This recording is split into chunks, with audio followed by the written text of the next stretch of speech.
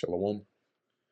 First and foremost, I want to give all praises, honor, and glory to Yahweh, Bahasham Yahweh Shai, Bahasham Bracha Kodesh. Double honors to the elders and the apostles of Great Millstone, and peace and blessings to the elect. And today we're going to go into the book of Hebrews, the 4th chapter.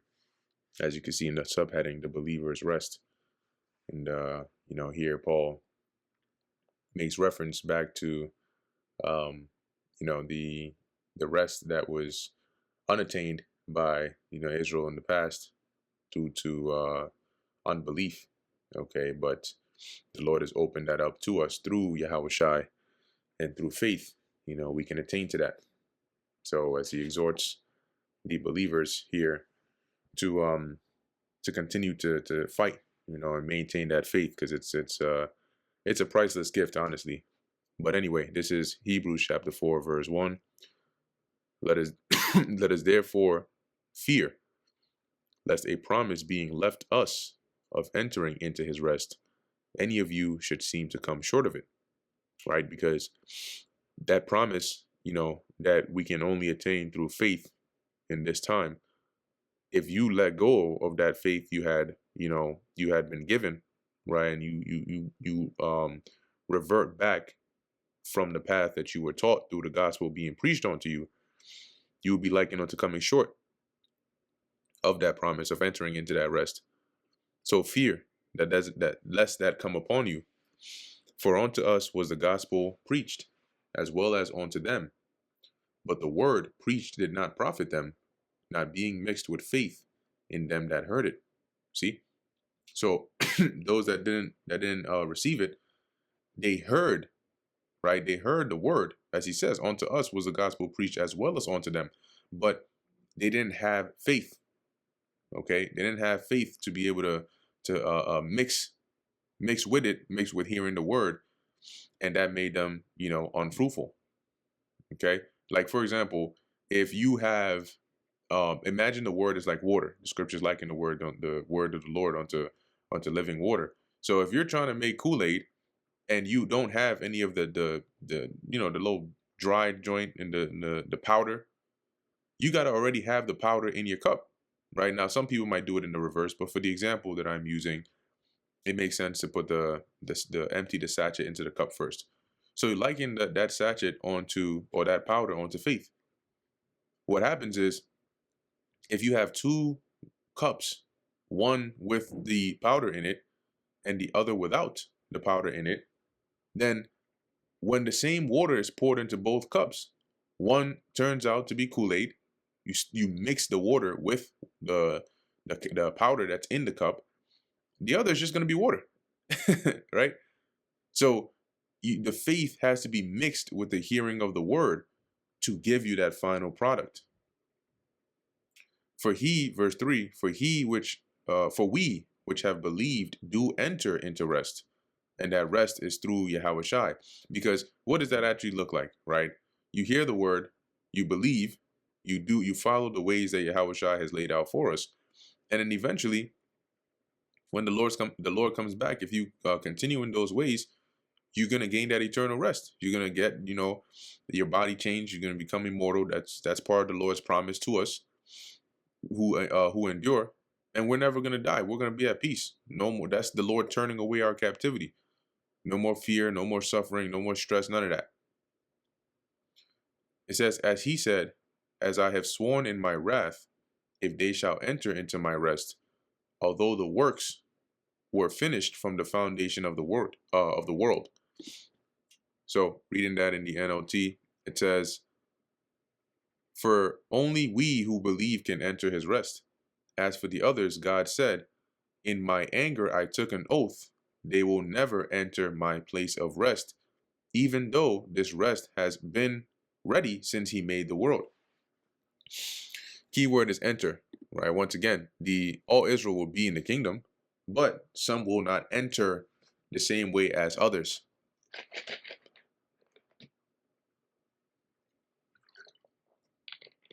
Because the entrance to the rest is salvation. Not everybody's going to gain salvation. Verse 4, for he spake in a certain place of the seventh day on this wise. So, meaning when he says a certain place, he means in somewhere in the writings, right, of the Old Testament, the Lord spake, or it is written on this wise, and God did rest the seventh day from all his works. That's going back to Genesis. And in this place again, if they shall enter into my rest. So he's quoting precepts here. Okay. So he's quoting a precept. Let me pull this up here, see if maybe they word it differently. Yeah, NLT. We know it is ready. Returning. Paul's point here is that rest, because remember in the verse above, he said the although the although the works were finished from the foundation of the world. So he's saying here that includes the rest. And I'm going to prove that to you because when you go to this precept, right, that's what Paul is saying here in verse 4. For we know it is ready, the rest, because of the place in the scriptures where it mentions the seventh day. On the seventh day, God rested from all his works. Verse 5, in the NLT again, but in the other passage, God said, they will never enter my place of rest. Seeing therefore it remaineth that some must enter therein, and they to whom it was first preached entered not in because of unbelief. Again, he limiteth a certain day, saying to David, today, after so long a time, as it is said, today, if ye will hear his voice, harden not your hearts. Let's read that. Let's read both of these in the NLT. So God's rest is there for people to enter, but those who first heard this good news failed to enter because they disobeyed God.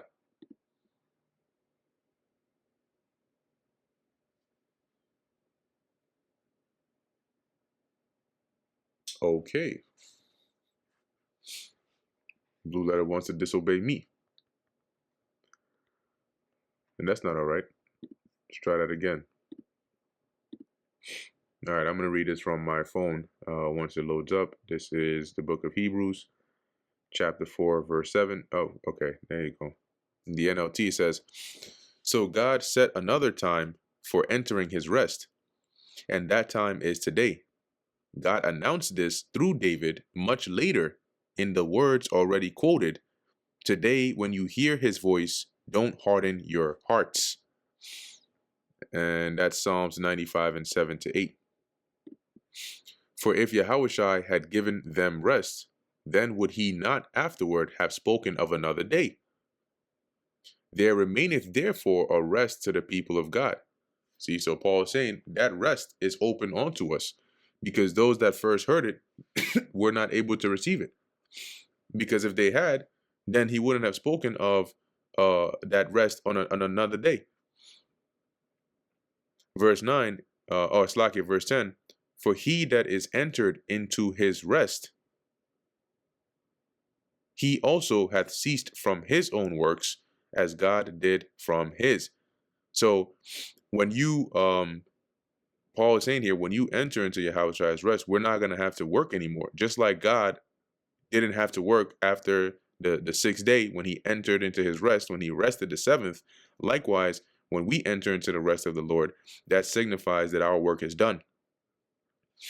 Let us labor, therefore, to enter into that rest, lest any man fall after the same example of unbelief. See, so with that being in mind, let us continue to labor, let us continue to fight, let us continue to believe and endure so we can enter into that rest. So we don't fall short of that, like those that due to unbelief were not able to enter into that rest. For the word of God is quick and powerful and sharper than any two-edged sword, piercing even to the dividing asunder of soul and spirit. Dividing asunder is separation, meaning the word of the Lord is that sharp, and of the joints and marrow, and is a discerner of thoughts and intents of the heart. Meaning that the word of the Lord, the power in the word of the Lord, is its ability to pierce through, and you can't hide from it, right? It goes to the deepest intents of your soul and your mind, and it reveals your thoughts. If somebody came by trying to be a demon, and you start going into scripture and you start bringing out precepts and you breaking it down in the spirit, it's going to be known whether A, it resonates with them, or B, it doesn't. Even if they don't say anything, their reaction, or by the way they just walk away. If this resonates with them, they will either agree with it, acknowledge it, or stay and keep listening. If it doesn't, they're gonna do certain actions by their reaction to the word. Okay, is gonna show you what their intents of their minds are. They don't agree with it, doesn't sound good, they leave, because it's really just one of two things. And just by knowing one of them, you know what the other is. If you hear this word and it clicks with your spirit, there's only but a limited amount of reactions you're gonna have. Okay, you're either going to, yes, oh, it clicks and it makes sense, and that reaction is gonna be, I'm curious, I want to know more, I'm eager, tell me more.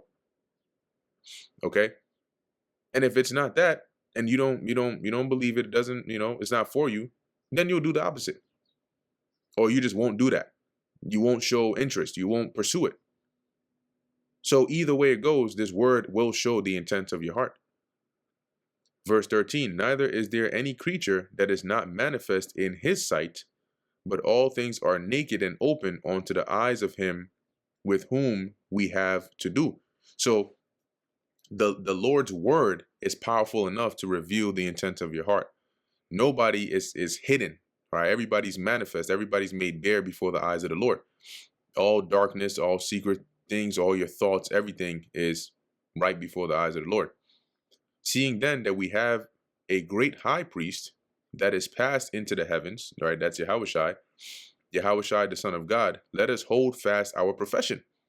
Okay, so hold on to this calling that you've been brought into. We know we have a high priest. We know he's going to intercede on our behalf in the heavens, which is he is the greater high priest. Knowing that, let us continue on in our profession. For we have not an high priest which cannot be touched with the feeling of our infirmities. See, our high priest knows what it's like to go through the things we go through. That makes him even that makes him more of an advocate for us. But was in all points tempted like are we, or like as we are, without sin. So not only was he tempted, but he didn't fall short when he was tempted. So really, that's the best high priest we can have, because he can relate to us. Let us therefore come boldly onto the throne of grace, that we may obtain mercy and find grace to help in time of need. See, so the Lord has given us that way through our high priest Yahushua. So with confidence, come before that throne. Don't go away from it. And our entrance into it is through the faith in Yahushua. So come before the throne to obtain that mercy. Look for that grace, because in the time of need, hey, that's the way we're going to make it out of it, through the grace of the Lord. So Paul's listing out here that really you have no reason, right, to try and go back to Judaism. We have a much better ministering, right, a much better way, and a much greater high priest in Yahushua. And that brings us to the end of the book of Hebrews, the 4th chapter. Lord willing, that was edifying to the elect. In closing, I want to give all praises, honor, and glory to Yahweh, Bahasham, Yahushai, Bahasham, Rakha Kodesh. Until next time, Shalom.